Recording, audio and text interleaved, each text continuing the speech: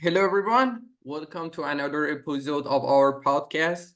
Today, we have the pleasure of speaking with Dr. Lucia Cattani, the R&D manager at CISA and a distinguished expert in energy efficiency and water extraction from air. Dear Cattani has recently received the Technovisionary 2024 award for her pioneering work in the field. Welcome, Dr. Cattani. Thank you very much. Thank you very much, Dr.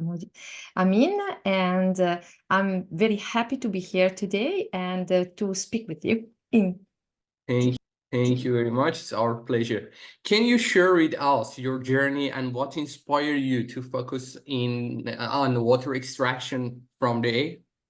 Certainly. Thank you very much for this interesting question. I started in this field, I can say, at the beginning because my graduation was in civil engineering, but it was focused on hydraulic, water treatment, and applied physics, so thermodynamics, heat transfer, and humid air treatments, and so on.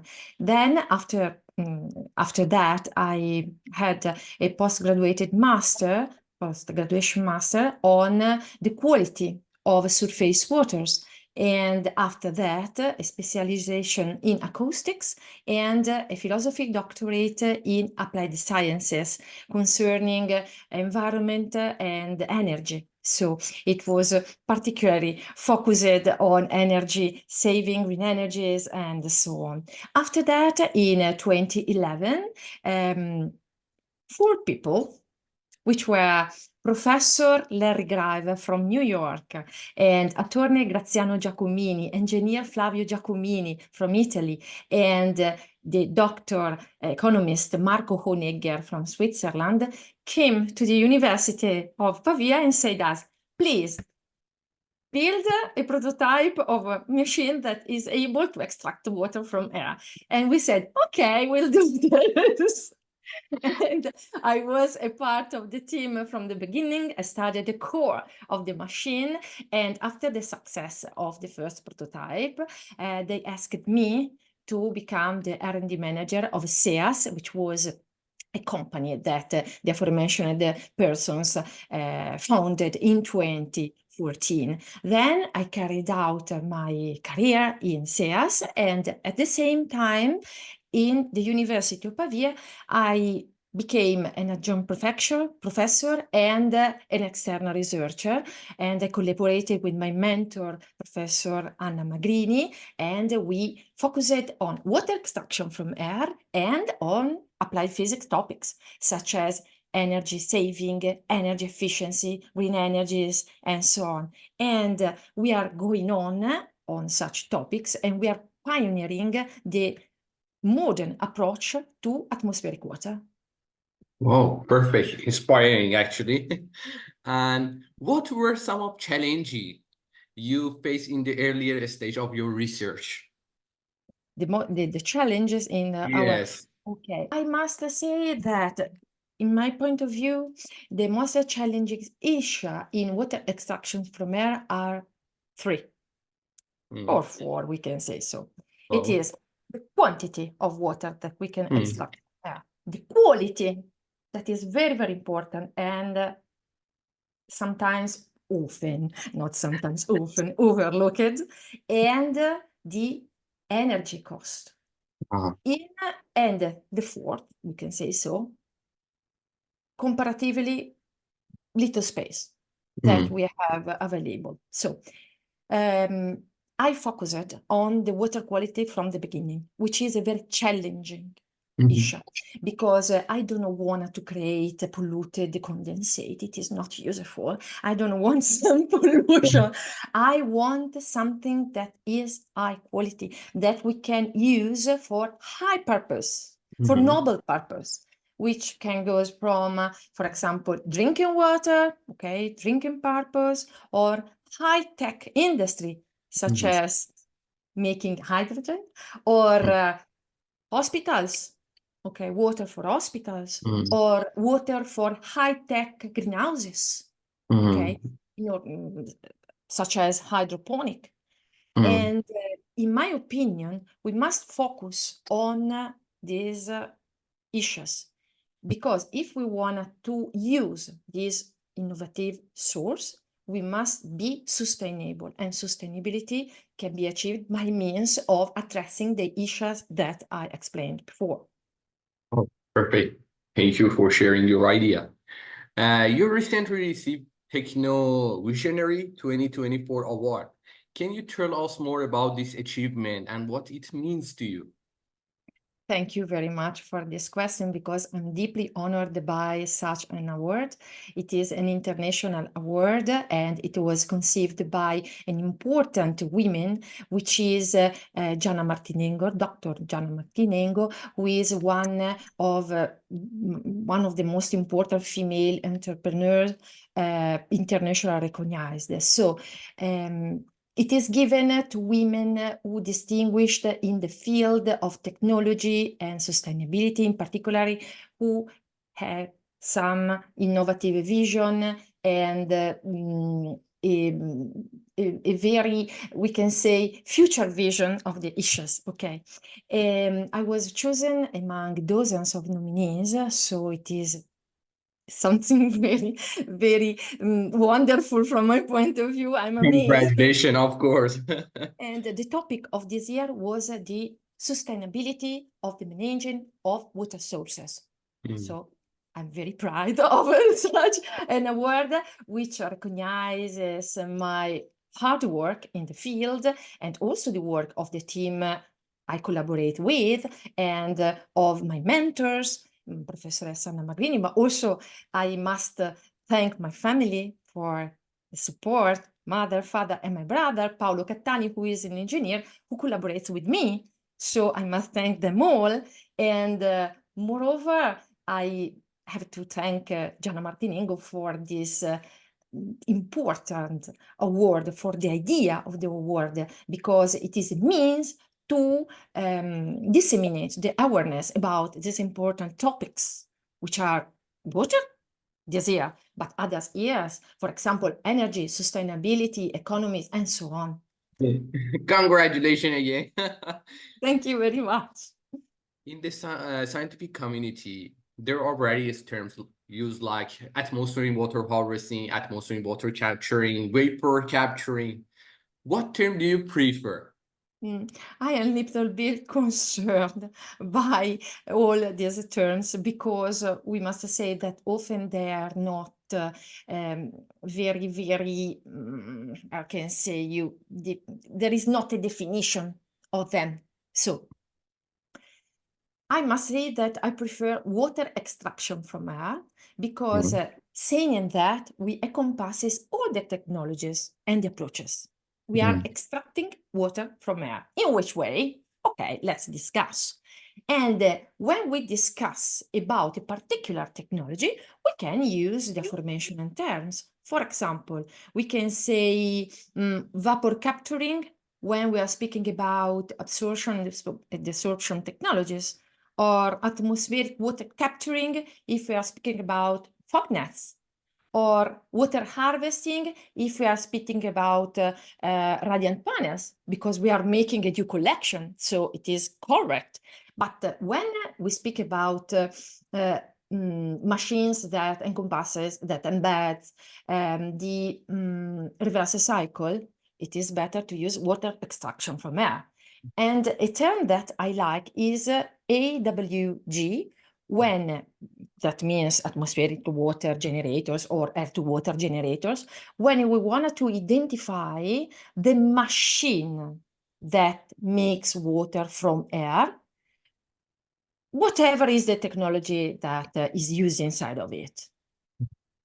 Actually, last year we actually organized atmospheric water harvesting summit, and we also asked this question from our participants, and most people voted for atmospheric water capturing.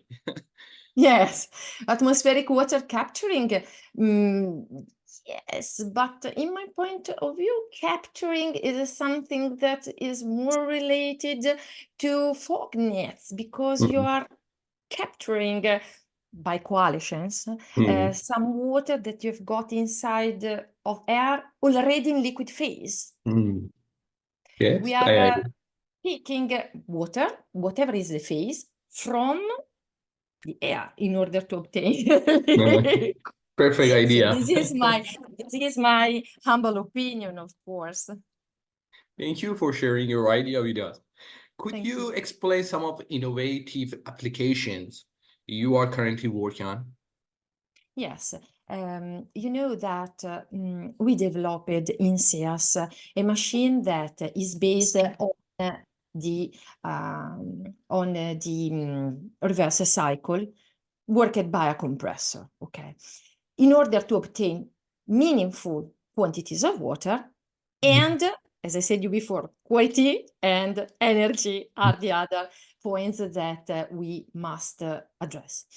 In order to bypass the energy issue that is related to capturing water from extracting water from air, we thought to a system that enables users to use the by-side effects, the other effects you obtain by the process. You know, you have a flux of air, you cool down under its dew point by means of a refrigerant that grabs some heat from the airflow, and then you obtain water, an airflow that is dry and cold, and you obtain also some heat. So if you are able to use all of them in a smart way, you pay one energy coin, you obtain 3 useful effects. So we installed our machine, for example, in a hotel in order to cover the requirements of drinking water and also more or less the heating requirements for domestic water and the some cooling inside the hotel. We did the same in a worker village. On the other side, the water quality was particularly looked for, and you know that water from air is not pollution free.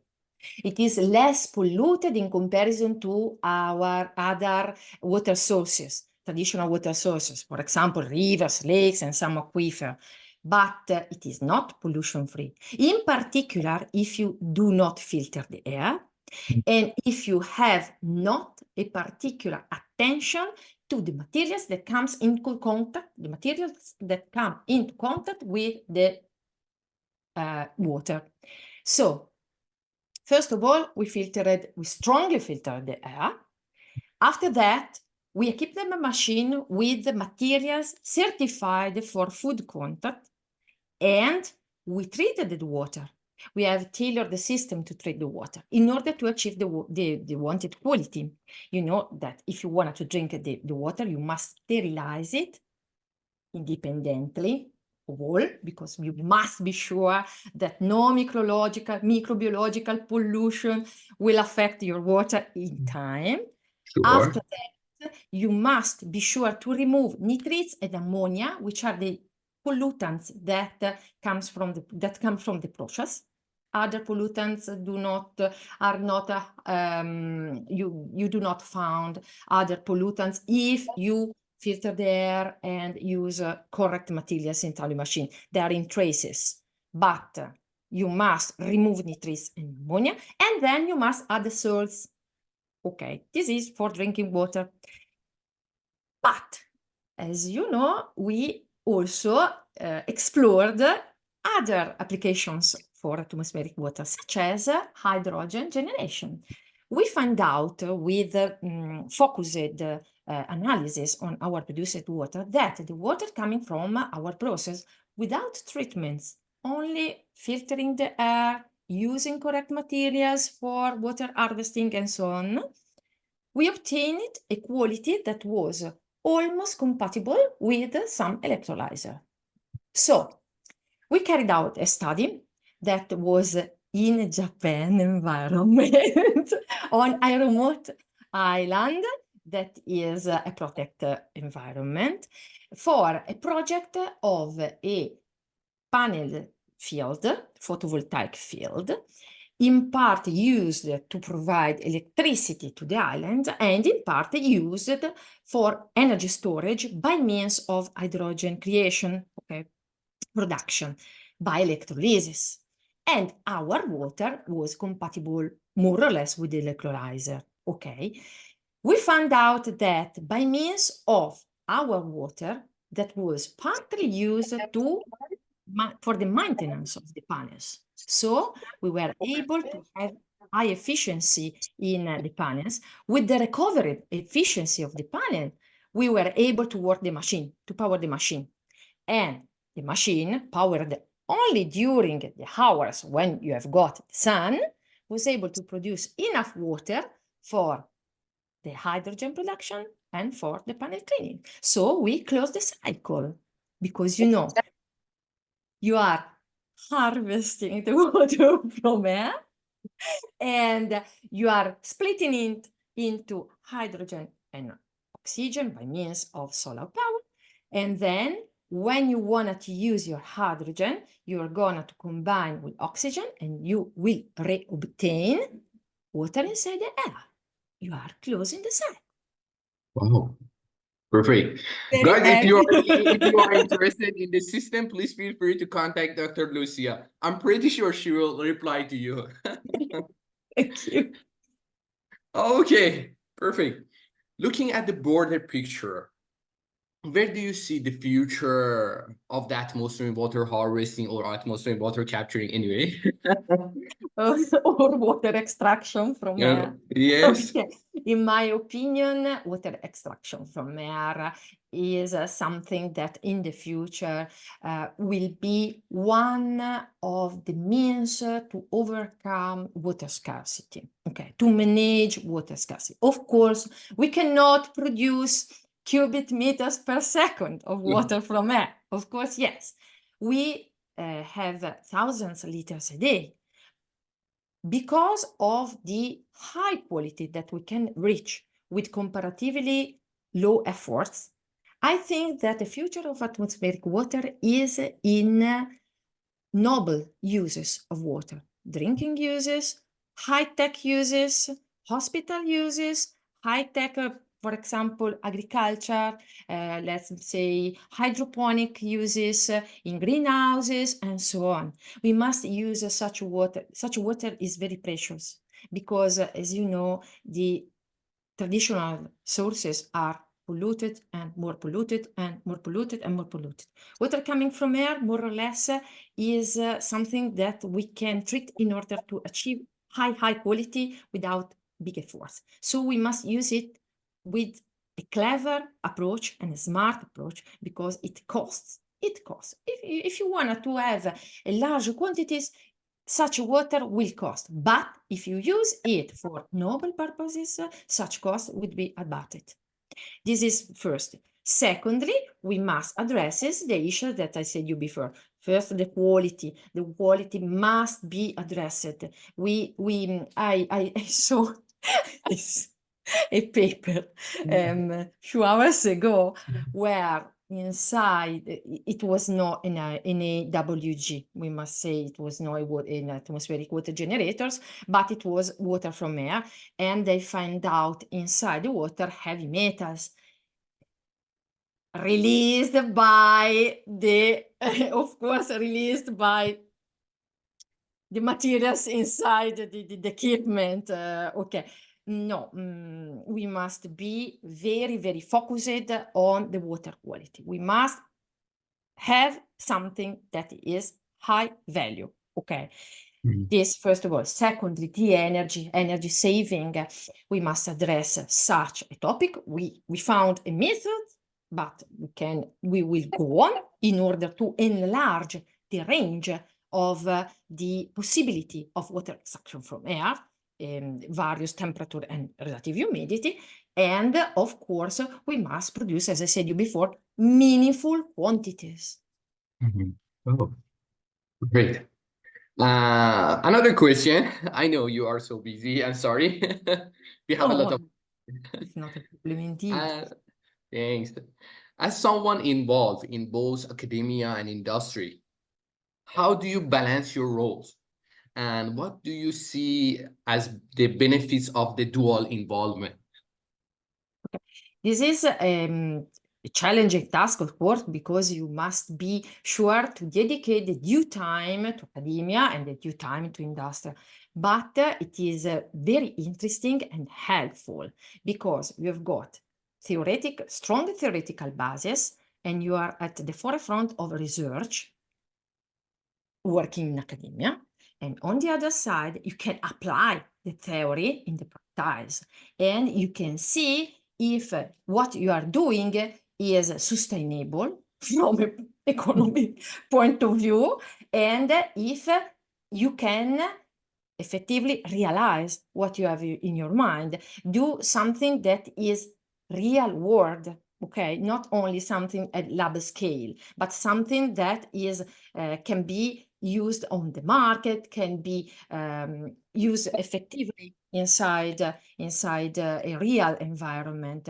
So I'm by means of my work, I can fill the gap between theory and practice, and I can help to have good feedbacks, okay, between theory and practice. Perfect. And another question. What advice would you give young researchers and professionals who are interested in pursuing a career in water capturing, atmospheric water capturing? Yes, my point of view to our younger colleagues, I can say so. I suggest only few things. Firstly, to have a polyhedric approach, because water extraction from air is an interdisciplinary team, is an interdisciplinary issue. Okay, so we cannot be focused only on one of, for example, only on water extraction, only in the energy. No, no, no. We must have a polyhedric approach, and strong theory is required, first of all. Secondly, when we approach research, we must remain, we can say, we must be blessed with an engineering approach without ideological approach. We must be critics even on our own work, and we must remain free from bias, okay, ideological ideas, fashionable ideas. We must be able to understand if a solution is okay, evaluating fairly its pros and cons. After that, and in the field of sustainability, it is not always simple to remain balanced, okay? And it is very, very important to do so. After that, I can suggest to our younger colleague to provide, to try to be not competitive, but collaborative, because competition is not good in research.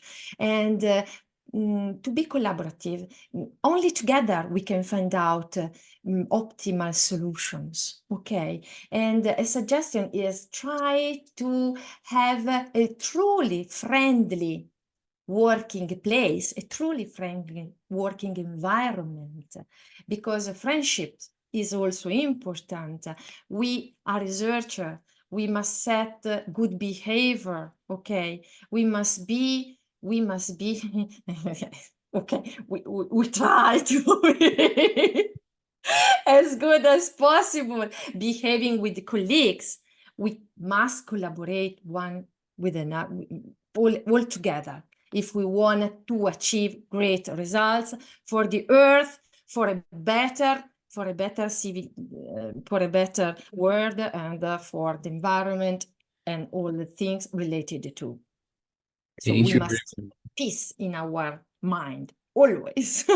Yes, sure. I will keep your suggestion in my mind always.